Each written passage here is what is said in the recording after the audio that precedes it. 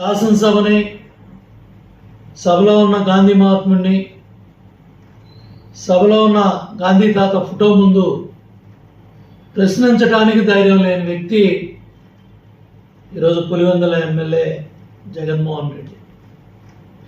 నిన్న రాప్తాడ్ నియోజకవర్గంలో helicopter drama, ఇవన్నీ కూడా తనలో ఉన్న అసహనాన్ని బయటపెడతా ఉన్నాయి. అక్కడ జరిగిన సంఘటనలకి ఫ్యాక్షన్ గొడవలు ఆపాదించి అక్కడ కూడా రాజకీయ లబ్ధి పొందాలని, అక్కడ కూడా ఆ కుటుంబాన్ని ఆదుకుంటారనే మాట రాకుండా ఏ విధంగా చంద్రబాబు నాయుడు గారిని తిట్టాలా, ఏ విధంగా తెలుగుదేశం పార్టీ నాయకులను తిట్టాలా, లేకపోతే అక్కడ పరిటాల సునీత గారి కుటుంబాన్ని, వాళ్ళ పిల్లలను తిట్టాలా, ఈ ఆలోచన తప్ప జగన్మోహన్ రెడ్డికి ఎక్కడా కూడా చిత్తశుద్ధి కనపడలా. హెలికాప్టర్ దగ్గర వాళ్ళ పార్టీ కార్యకర్తలు, నాయకులు చేసిన కార్యక్రమాలన్నీ కూడా చూస్తే పోలీసులు ఎంత సంయమనంగా అక్కడ వ్యవహరించారు. మాట్లాడితే బట్టలు ఉడదీస్తాను. ఇది ఏం మానసిక జబ్బు జగన్మోహన్ రెడ్డికి అర్థం కావట్లేదు. మొన్న విజయవాడ సబ్ జైలుకి వచ్చి బట్టలు ఉడదీస్తానంటాడు. నిన్న రాప్తాడు వెళ్ళి పోలీసుల గురించి, ఎంతోమంది కష్టపడి చదువుకొని వాళ్ళు రకరకాల పోస్టుల్లో ఉద్యోగాల్లో ఉన్నారు. మరి వాళ్ళ ఎందుకు బట్టలు ఉడదీస్తానని చెబుతున్నావు? వీటికి జగన్మోహన్ రెడ్డి సమాధానం చెప్పాలి.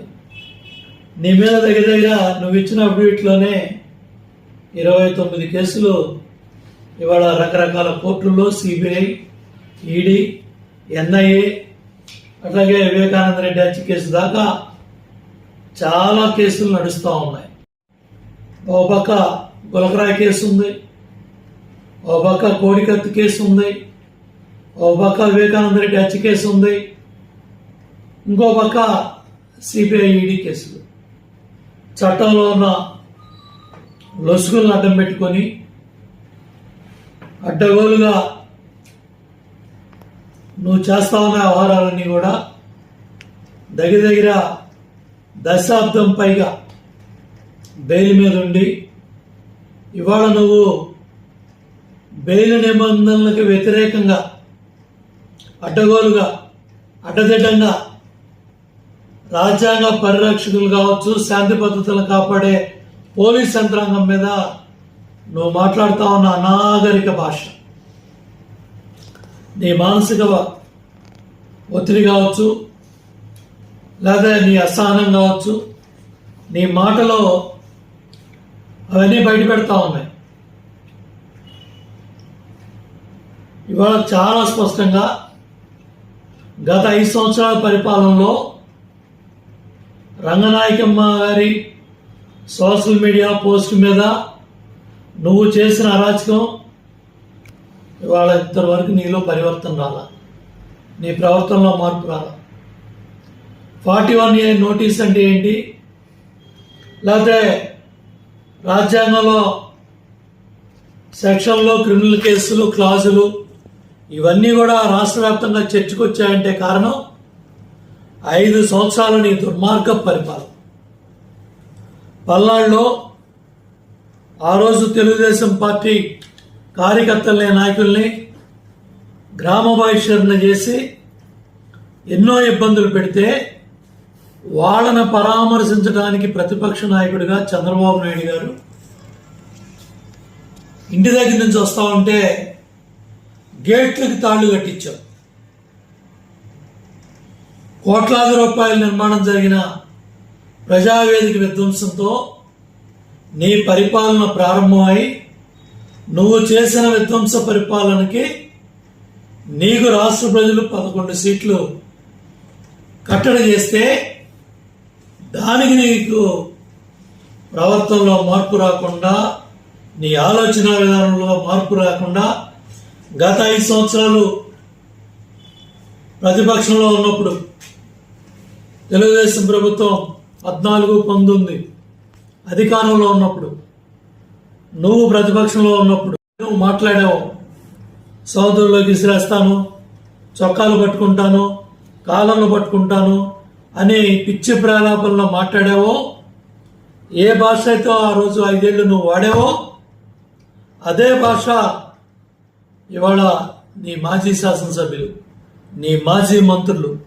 లెక్కల కేసుల్లో land, sand, wine, mine, cent పట్ట ఇవాళ జైల్లో ఉన్నాళ్ళు కావచ్చు, బయట ఉన్నాళ్ళు కావచ్చు, పారిపోయిన వ్యక్తులు కావచ్చు, లేకపోతే కోర్టుల చుట్టూ తిరుగుతున్న వాళ్ళు కావచ్చు, వీళ్ళందరూ కూడా మాట్లాడే భాష నీ భాష. మళ్ళీ కార్యకర్తలను కూడగట్టుకోవడానికో, నాయకులను కూడగట్టుకోవడానికో, జరుగుతున్న అభివృద్ధికి ఆటంకం కల్పించాలనో అమరావతిలో పెద్ద ఎత్తున పనులు మొదలయ్యాయి.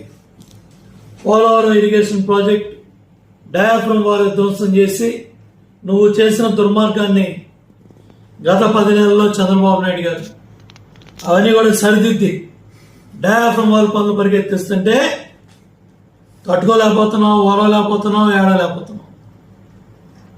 అట్లాగే అమరావతిలో ఓ పక్క నిర్మాణాలు వేగవంతంగా ముందుకెళ్ళడానికి ప్రణాళికలన్నీ పూర్తి చేసుకొని, టెండర్లు పూర్తి చేసుకొని పనులు జరుగుతుంటే ఓరలేకపోతున్నావు, తట్టుకోలేకపోతున్నావు, చూడలేకపోతున్నావు.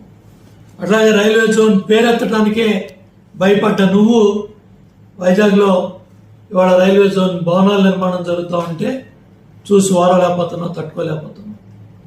విశాఖ స్టీల్ ఫ్యాక్టరీలో భూములు అమ్మేసి పెద్ద ఎత్తున 1000 కోట్లు దోపిడీ చేద్దామని నువ్వు పెట్టుకున్న లంచ్ మీటింగ్లు, డిన్నర్ మీటింగ్లు, 5 ఏళ్ళు నువ్వు చేసిన విధ్వంసాలకి పులి స్టాప్ పెట్టి ఆంధ్రులకు విశాఖ ఉక్కు అనే విధంగా ఆ విశాఖకి కేంద్రం నుంచి డబ్బులు తీసుకురావడం కానీ, లేకపోతే విశాఖ ఉక్కుని మళ్ళీ అభివృద్ధి బాటలో తీసుకెళ్లి ఇంకా ప్రొడక్షన్ పెంచి ఏ విధంగా ముందుకెళ్లాలని అక్కడ కార్యక్రమాలన్నీ కూడా జరుగుతున్నాయి.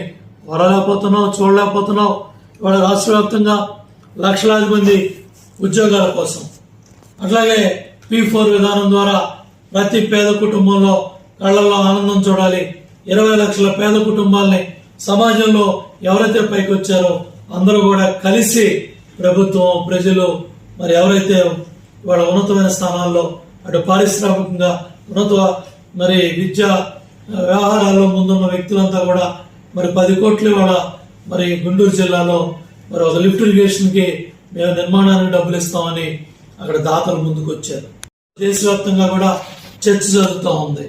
మనం కూడా భాగస్వాములు అవ్వాలి. అటు విదేశాల నుంచి కావచ్చు, దేశం నలుమూల నుంచి కావచ్చు, మన రాష్ట్రాన్ని మనం అభివృద్ధి చేసుకోవాలి.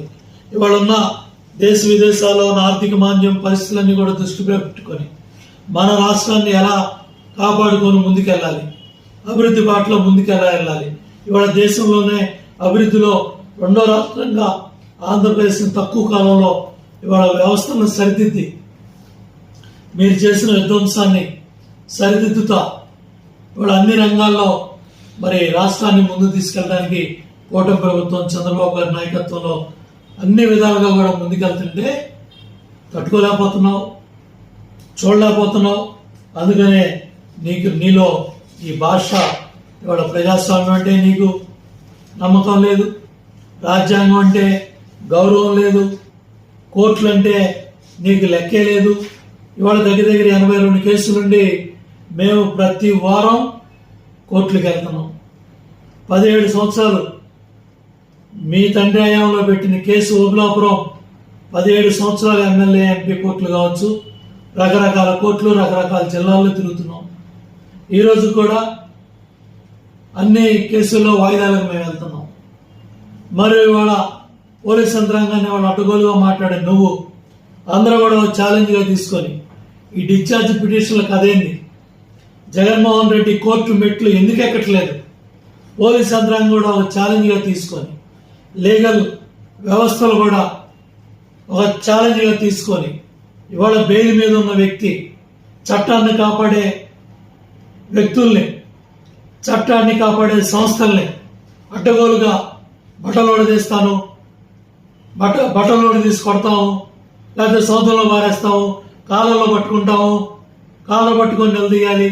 ఇటువంటి పిచ్చి ప్రేలాపనలు మాట్లాడుతూ ఉన్న జగన్మోహన్ రెడ్డి కావచ్చు, వాళ్ళ పార్టీ మాజీ ఎమ్మెల్యేలు కావచ్చు, వాళ్ళ పార్టీ మాజీ మంత్రులు కావచ్చు, వీళ్ళందరికీ బుద్ధి రావాలంటే అటు లీగల్ ఇటు పోలీస్ అందరూ కూడా సమన్వయం చేసుకొని వీళ్ళని ప్రతి వారం వీళ్ళకున్న అవినీతి, ఈ మర్డర్ కేసులు, ఈ సిబిఐ కేసులు, ఈడీ కేసుల్లో కోర్టు మెట్లు ఎక్కిస్తే, కోర్టు బోన్లు ఎక్కిస్తే ఈ తిక్కగా మాట్లాడే మాటలన్నీ కూడా ఆగిపోతాయి. వాయిదాలంటే ఏంటి, కోర్టుల్లోకి వెళ్తే ఎంతసేపు నిలబడాలి, ఇవాళ అటువంటి ఏమి ఫేస్ చేయట్లేదు. కాబట్టి జగన్మోహన్ రెడ్డికి ఈ బల్క్ మాటలు వస్తూ ఉన్నాయి.